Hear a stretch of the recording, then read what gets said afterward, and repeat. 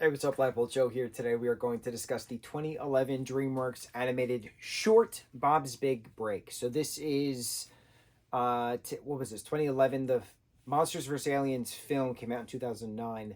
This takes place in 1968, well before the events of the 2009 film, well before Susan was even born, prior to her growing into an adult human female, right at her wedding day, turning into a monster, 50-foot woman, leading to the events of the 2009 film Monsters vs. Aliens. Good film. Did we talk about that film? I don't remember now. Now that we're watching these shorts, I'm losing my memory of what feature length films we've seen within the DreamWorks.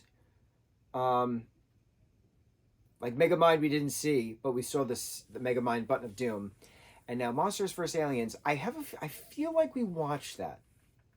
I feel like we watched it, we talked about it, and here we are now talking about Bob's Big Break. So, 1968, we have Dr. Cockroach, we have Missing Link, we have Bob, B.O.B. Bob. Seth Rogen voicing Bob is just absolutely hysterical.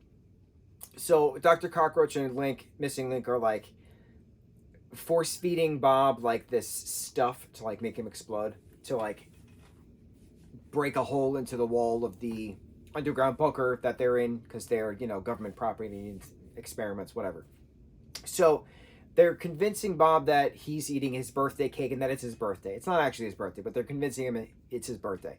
So then he has to blow up the candle, which is the dynamite, cord, which they light.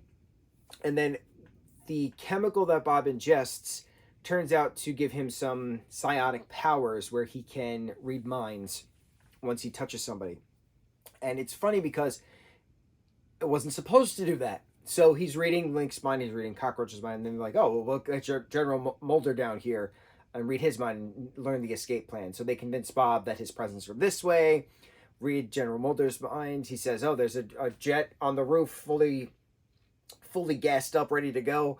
So then fully fueled up, ready to go. So they convince Bob that that's actually his pinata, and so they're ascending. And then Bob, has the blindfold on and is swinging around the cockpit with a giant metal rod because it's a pinata. When then the plane crashes and then they all have to go back, obviously, and live in the bunker.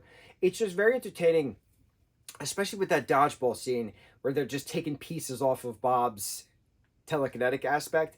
And if you throw it onto somebody in the vicinity, then that blob will be able to just communicate your thoughts without actually having to be physically attached to Bob.